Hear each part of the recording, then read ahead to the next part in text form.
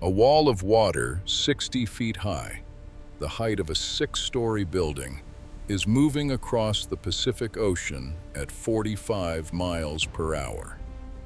It weighs roughly 80,000 tons. For context, that's nearly the weight of the aircraft carrier it's about to hit. The USS Nimitz, a 100,000-ton nuclear-powered supercarrier, 1,092 feet of American steel, is directly in its path. The captain has ordered all aircraft secured, all hatches sealed, and all non-essential personnel below deck. It doesn't matter. When that wave hits, a 1,000-foot warship is going to move like a bathtub toy. Because the ocean doesn't care how much your ship cost. The ocean doesn't care about your flight schedule. The ocean doesn't care about American military supremacy. The ocean just does what it does. And what it does, occasionally, is remind the most powerful navy on Earth that nature is undefeated. Let's talk about scale first, because people hear aircraft carrier and think unsinkable. They think it's so massive that nothing can move it. And on a calm day, that intuition is mostly right. A Nimitz-class carrier displaces over 100,000 tons. It's 1,092 feet long, longer than the Empire State Building laid on its side. The flight deck is 4.5 acres, large enough to fit 3 football fields. The hull extends 60 feet below the waterline. The keel is a steel structure designed to withstand torpedo impacts and underwater mine explosions. On a calm sea, walking the flight deck feels like walking on solid ground. You forget you're on a ship.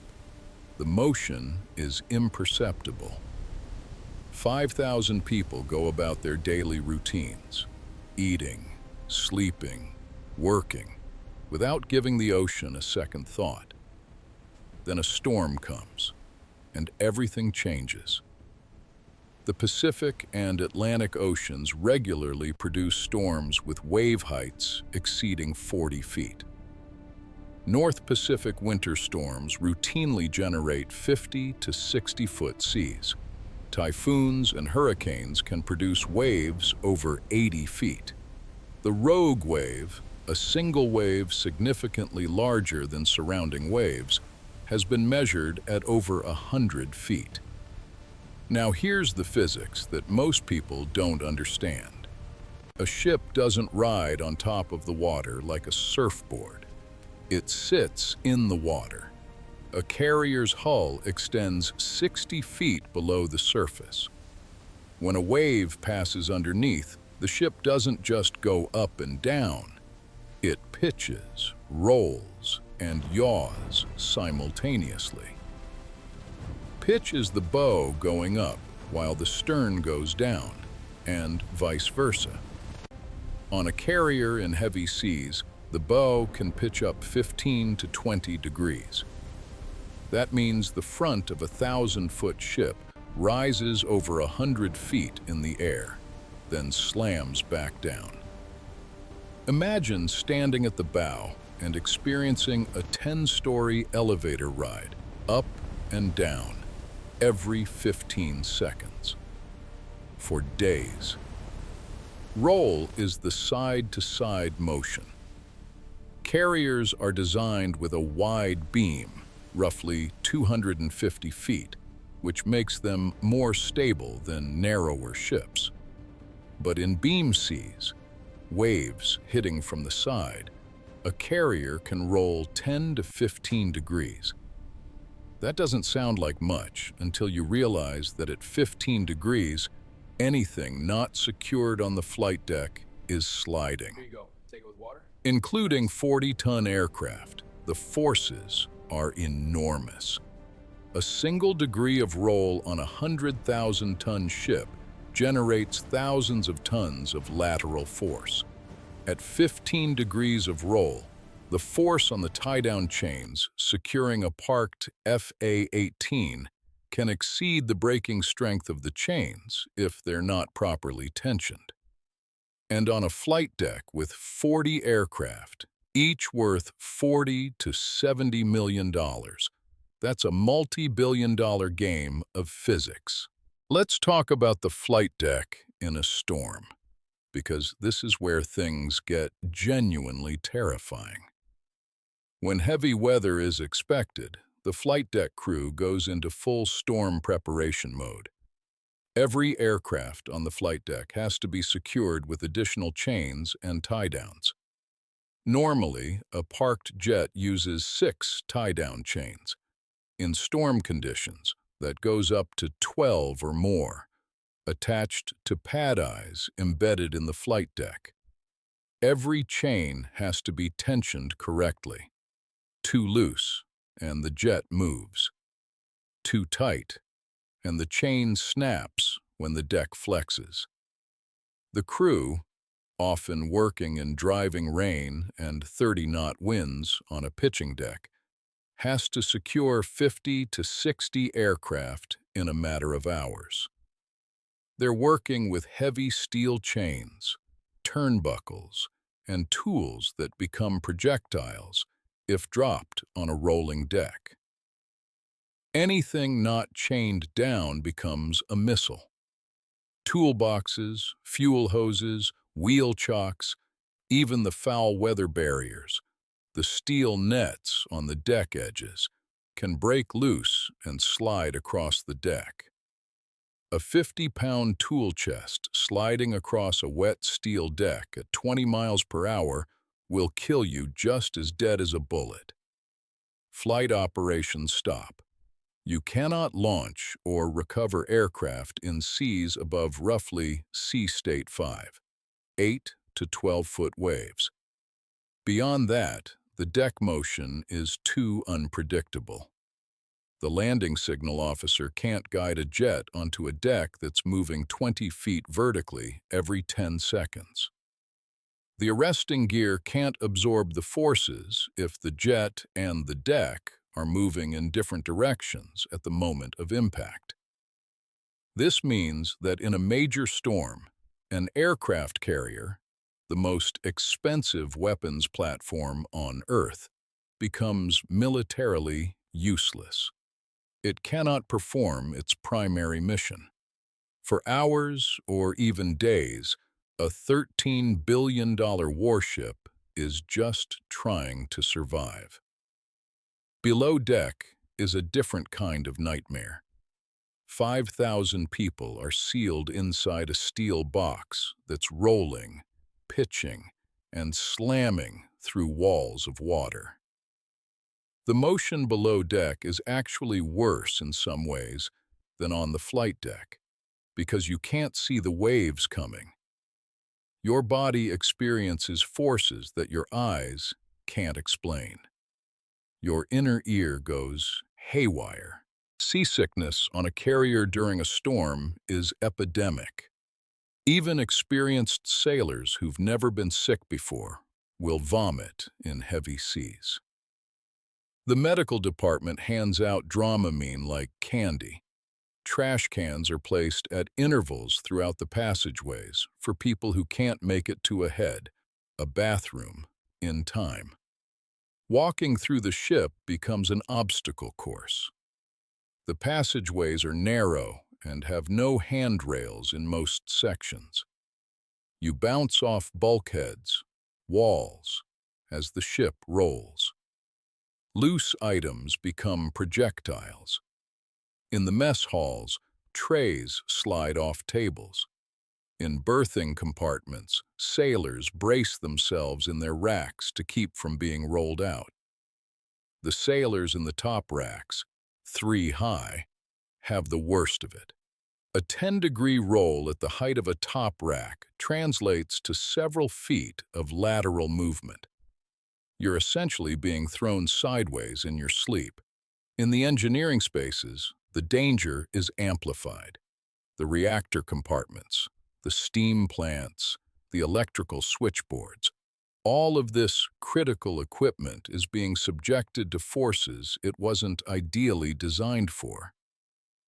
The machinery is mounted on shock absorbers, but those systems have limits. In extreme seas, the concern is always the same. A main steam line rupturing, a turbine bearing failing, an electrical fault caused by water intrusion. Flooding is a real risk, not from the ocean breaching the hull, that's extremely unlikely in a carrier, but from wave impacts, forcing water through ventilation intakes, improperly sealed hatches, and the aircraft elevator openings.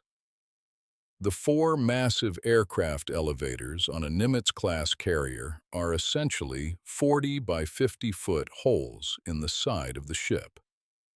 In heavy seas, waves crash directly into these openings and flood the hangar bay.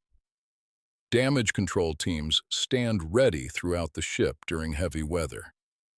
Their job is to respond to flooding, fires, structural damage, and any other emergency caused by the storm. They are the immune system of the ship, and in a major storm, they're working non-stop. History has proven that even the most powerful navies are not immune to the sea. In December 1944, Admiral William Bull Halsey sailed the United States Third Fleet, the most powerful naval force ever assembled at that time, directly into Typhoon Cobra in the Philippine Sea.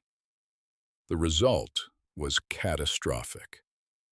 3 destroyers capsized and sank. 146 aircraft were destroyed or blown overboard from carriers. 790 sailors died. The damage exceeded what the Japanese Navy had inflicted in most individual battles. Halsey, one of America's most celebrated admirals, was nearly court-martialed. The incident proved that the ocean is a more dangerous enemy than any foreign navy. In 1967, during the Vietnam War, Tropical Storm Harriet caught the aircraft carrier USS Bennington in the Western Pacific. Waves smashed aircraft on the flight deck, flooded compartments, and injured dozens of sailors. The ship had to retire for repairs. In 2017, the destroyer USS John S. McCain collided with a merchant vessel near Singapore, killing 10 sailors. While not a storm, the incident highlighted how even minor environmental factors, currents, visibility, traffic, can overwhelm even advanced warships. Storms multiply every one of these factors by 100. More recently, carrier strike groups operating in the North Atlantic and North Pacific have reported wave damage to flight deck equipment, aircraft shifting against their chains, and crew injuries from falls and impacts during heavy weather. The Navy doesn't publicize these incidents, but they happen more often than most people realize. So how does the Navy deal with storms? The short answer: they try to avoid them. The long answer is more complicated. Every carrier strike group has an aerographer, a meteorologist, who provides continuous weather updates. Modern weather forecasting combined with satellite imagery allows the Navy to track major storm systems days in advance. Carrier strike groups routinely alter course to avoid the worst weather. But avoidance isn't always possible. Operational commitments sometimes require a carrier to be in a specific location at a specific time, regardless of weather. If the mission says be in the South China Sea on Thursday, you're in the South China Sea on Thursday, even if there's a typhoon forming. When avoidance is impossible, the carrier uses storm maneuvering. This means adjusting the ship's heading and speed to minimize the effects of the waves. Generally, the safest approach is to head into the waves at a slight angle, called quartering the seas, at a speed that reduces pitching. Going too fast into head seas causes slamming. The bow rises on a wave and crashes down into the trough, generating forces that can crack hull plating. Going too slow allows beam seas to build the rolling motion. The captain and the navigator work through the storm hour by hour, constantly adjusting course and speed. It's exhausting, nerve-wracking work. One wrong call and a 60-foot wave hits from the wrong angle. Let's talk about real damage. What can a storm actually do to a 100,000-ton carrier? It's extremely unlikely that a storm could sink a modern supercarrier. The watertight compartmentalization, the structural design, and the sheer mass of the ship make sinking almost impossible in any conceivable sea state. But not sinking is a low bar. A major storm can damage radar systems and communication antennas on the island structure. It can rip aircraft from their chains and send them sliding across the flight deck into other aircraft, creating a chain reaction of damage worth hundreds of millions of dollars. It can flood the hangar bay through the elevator openings, damaging aircraft and equipment stored inside. It can injure dozens or hundreds of crew members through falls, impacts, and flying objects. It can damage catapults, arresting gear, and flight deck surfaces, requiring days or weeks of repair before flight operations can resume. In other words, a storm can do exactly what an enemy would want to do: render the carrier combat ineffective without firing a single shot. And this is the reality that the Navy lives with every single deployment.